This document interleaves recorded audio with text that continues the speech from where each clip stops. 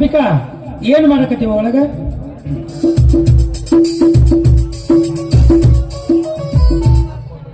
ಒಳಗಡೆ ದೇವರ ಪೂಜೆ ಮಾಡ್ತಾ ಇದ್ದೆ. ಏನು ದೇವ್ರ ಪೂಜೆ ಮಾಡಕತ್ತಿದ್ದೆ? ಆ ದೇವರಲ್ಲಿ ಏನಂತ ಕೇಳ್ಕೊಂಡೇವ? ಅಪ್ಪ, ಆ ದೇವ್ರು ನನಗೆ ಏನ್ ಕೊರತೆ ಮಾಡಿದ್ದಾನೆ? ತನ್ನ ರೂಪದಲ್ಲಿ ನನಗೆ ಒಳ್ಳೆ ತಂದೆಯನ್ನು ಕೊಟ್ಟಿದ್ದಾನೆ.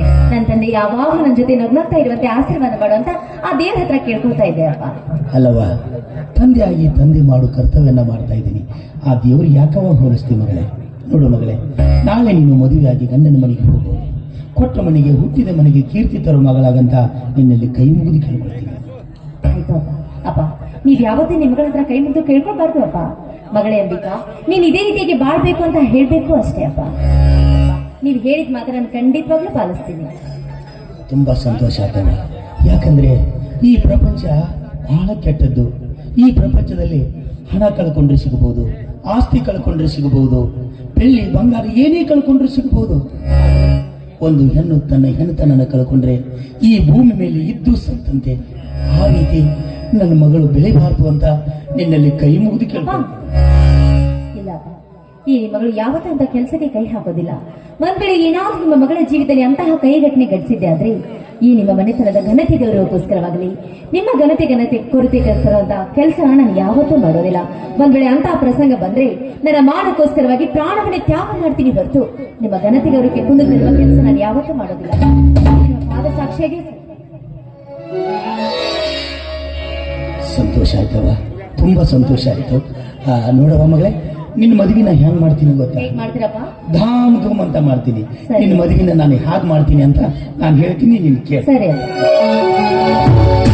ವಸಂತ ಕಾಲ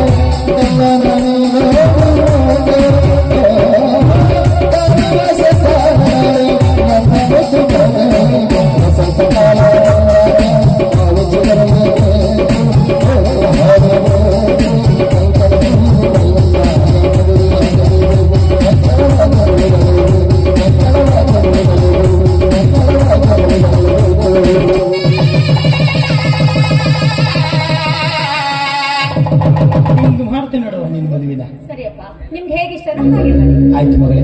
ನೋಡವ, ಮದುವೆ ಮೇಲೆ ಎಲ್ಲ ಬಹಳ ಕೆಲಸ ಇರ್ತೈತಿ. ಸಂತಿ ಮಾಡ್ಬೇಕು, ಮಾರ್ಕೆಟ್ಗೆ ಹೋಗ್ಬೇಕು, ಪೆಂಡಲ್ದವ್ರಿಗೆ ಹೇಳ್ಬೇಕು, ಬಹಳ ಕೆಲಸ ಐತವ. ನಾನು ಹೋಗಿ ಬರ್ತೀನಿ, ನಿಮ್ಮ ಮನೆ ಕಡೆ ಹುಷಾರವ. ಅಪ್ಪ, ನೀವು ಮಾರ್ಕೆಟ್ ಹೋಗ್ತಾ ಇದೀನಿ ತಾನೆ? ಹೌದು. ನೀವು ಬರ್ಬೇಕಾದ್ರೆ ನನ್ಗೆ ಇಷ್ಟವಾದ ಮಲ್ಲಿಗೆ ತೆಗೆದುಕೊಂಡು ಬನ್ನಿ ಅಪ್ಪ.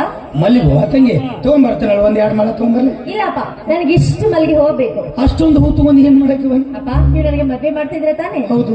ಮದ್ವೆ ಆದ್ಮೇಲೆ ಬೆಂಗಳೂರಿಂದ ನನ್ನೆಲ್ಲ ಫ್ರೆಂಡ್ಸ್ ಬಂದಿರ್ತಾರೆ, ಅವ್ರೆಲ್ರಿಗೂ ಬೇಕು ಅಪ್ಪ. ಎಲ್ಲರಿಗೂ ಹೂ ಕೊಡ್ಬೇಕು. ಆಯ್ತವ, ಆ ಹೂವಿನ ಬುಟ್ಟಿನ ಖರೀದಿ ಮಾಡ್ಕೊಂಡ್ ಬಂದು ಬಿಡ್ತೀನಿ. ಆಯ್ತಾ? ಹೋಗಿ ಬರ್ಲಾ? ಮನೆ ಕಡೆ ಹುಷಾರವ. ಅಪ್ಪ,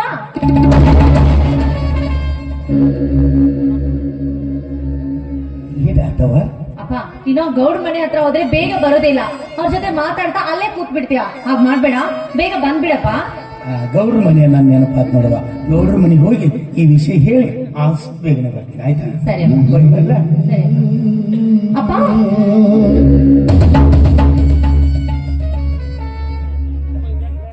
ಏನಾತವ ಅಂಬಿಕಾ? ಅಪ್ಪ ನನ್ಗೆ ಯಾಕೋ ಇವತ್ತು ನಿಮ್ಮನ್ನ ಕಳ್ಸೋದಕ್ಕೆ ಮನಸ್ಸೇ ಬರ್ತಾ ಇಲ್ಲಪ್ಪ. ಇನ್ನು ಅಪ್ಪನ ಜೊತೆನೇ ಇರ್ಬೇಕು, ಅಪ್ಪನ ಜೊತೆ ಮಾತಾಡ್ಬೇಕು, ಅಪ್ಪನ ಜೊತೆನೆ ಕುತ್ಕೊಂಡು ಊಟ ಮಾಡ್ಬೇಕು, ಅಪ್ಪನ ಕೈಯಾರೆ ತಿನ್ಸ್ಕೊಂಡು ತಿನ್ಬೇಕು ಅಂತ ಏನೇನೋ ಆಸೆ ಆಗ್ತಾ ಇದೆ ಅಪ್ಪ. ಅಪ್ಪ ಇವತ್ತು ಒಂದೇ ಒಂದಿನ ಈ ನಿಮ್ ಮಗಳಿಗೋಸ್ಕರ ಬೇಗ ಬಂದ್ಬಿಡಪ್ಪ. ಇಬ್ರು ಒಟ್ಟಿಗೆ ಸೇರಿ ಕೂತು ಊಟ ಮಾಡೋಣ. ಇವತ್ತು ಒಂದೇ ಒಂದಿನ ಅಪ್ಪ. ಆಯ್ತವ ಮಗಳೇ, ತಾಯಿ ತಪ್ಪಲಿ ಆದ ನನ್ನ ಮಗಳನ್ನ ನಾನು ಎಷ್ಟೇ ಪ್ರೀತಿಯಿಂದ ಬೆಳೆಸಿದ್ರು. ಹೆಣ್ಣು ಮಗಳಿಗೆ ತಾಯಿ ಅಂದ್ರೆ ಸರ್ವಸ್ವ. ಇವತ್ತು ನನ್ನ ಮಗಳಿಗೆ ತಾಯಿ ಇಲ್ಲ. ತಾಯಿನ ಕಳ್ಕೊಂಡು ನೋವಿನಲ್ಲಿ ನನ್ನ ಮಗಳು ನನ್ನ ಕೈ ತುತ್ತು ಕೇಳ್ತಾ ಇದ್ದಾಳೆ. ಆಯ್ತು ಮಗಳೇ, ನಾನು ಆದಷ್ಟು ಬೇಗನೆ ಬರ್ತೀನಿ. ನಿಮ್ಮ ಮನೆ ಕಡೆ ಹುಷಾರವ? ಸರಿ.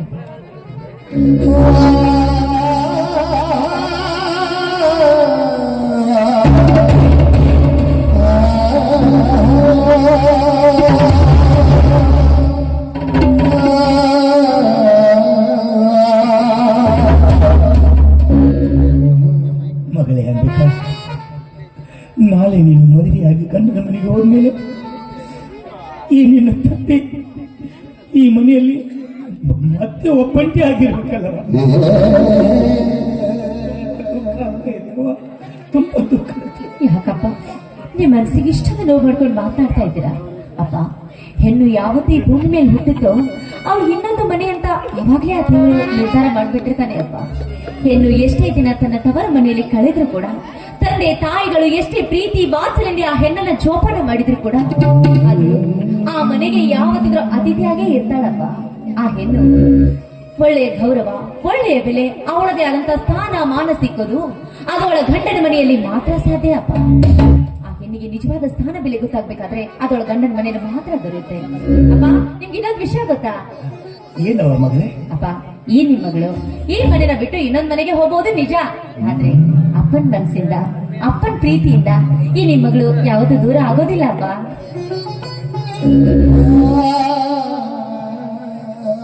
ತುಂಬಾ ಜಾಣೆ ನನ್ನ ಮಗಳು. ತಂದೆ ಮನಸ್ಸನ್ನ ಒಂದೇ ಮಾತಿನಲ್ಲಿ ಅರ್ಥ ಮಾಡ್ಕೊಂಡು ತಂದೆನ ಖುಷಿ ಪಡಿಸ್ತಾಳೆ. ಆಯ್ತವ, ನೀ ಹೇಳಿದಾಗಲಿ ನಾನು ಆದಷ್ಟು ಬೇಗನೆ ಬರ್ತೀನಿ.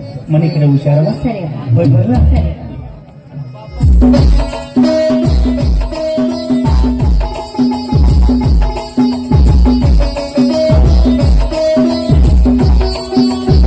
ಅಪಾರ ಅಪಾರ,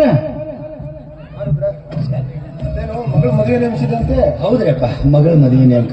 ಯಾರಂತ ಹೇಳಿಲ್ಲ? ನಮ್ ತಂಗಿ ಮಗ ಅರವಿಂದ್ ಅಲ್ಲ?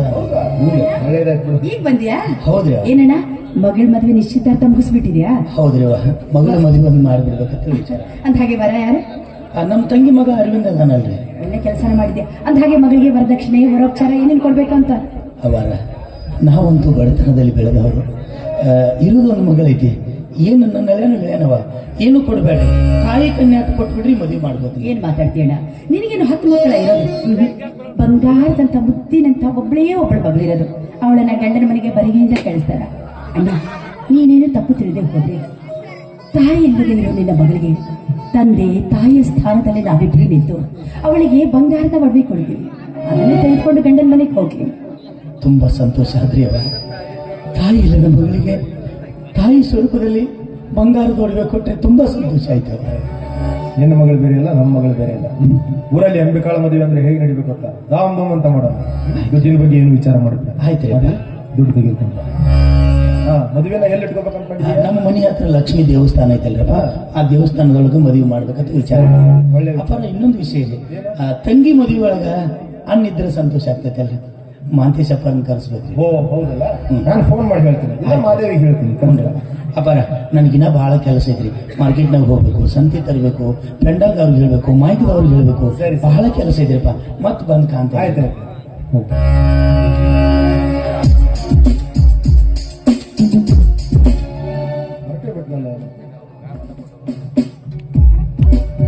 ನೀವು ಬರೋ ತಡ ಮಾಡಿದೆ, ಹೊರಟೋಗ್ಬಿಟ್ಟ. ನಾನು ಹೋಗಿ ಕೊಟ್ಟು ಬರ್ತೀನಿ. ಅದೇನೋ ಹೇಳ್ತಾ ಇದ್ದಿಲ್ಲ ಬಂಗಾರದೊಳಗೆ, ಎಲ್ಲ ವ್ಯವಸ್ಥೆ ಮಾಡು, ನಾನು ಹೋಗಿ ಬರ್ತೀನಿ.